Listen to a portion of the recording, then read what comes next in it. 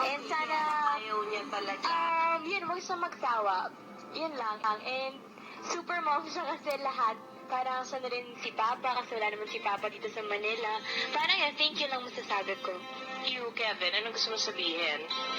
Sana huwag kayong...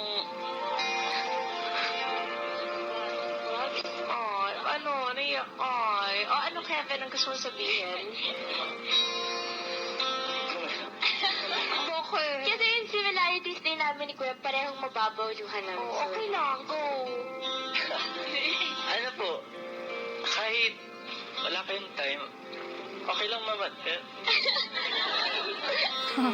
Tuloy mo lang, sige.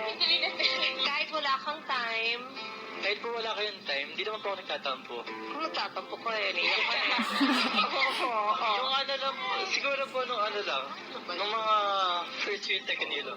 Parang ngayon Mommy, ano gusto mo sabihin? Kasi, Mommy, in all fairness, ang message kasi ni Ryan, di ba, kay Ate V, na buong probinsya ng Batangas ang inaalagaan and all, na thank you for always having time. Baka naman itong isa na feel talaga na namimiss ka masyado. May gusto ka sabihin?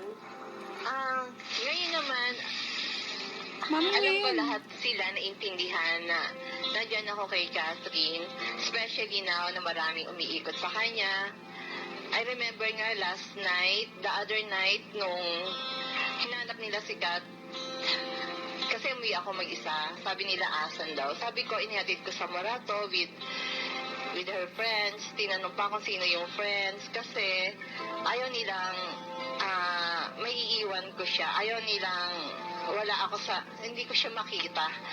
Pero nag-aalat naman ako.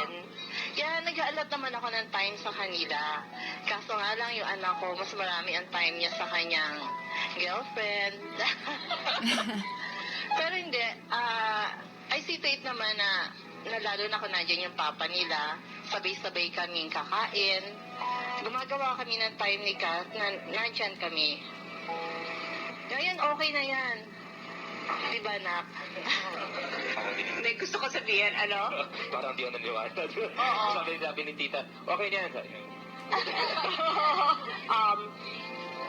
Bilib ako doon sa mga siblings na umiintindi.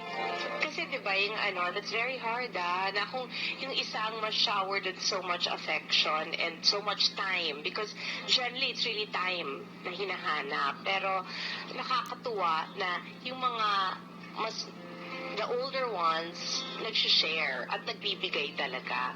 When we come back, ano bang learnings na pwede nilang i-impart sa lahat ng mga magkakapatid sa pagbubalik yan ng Christy?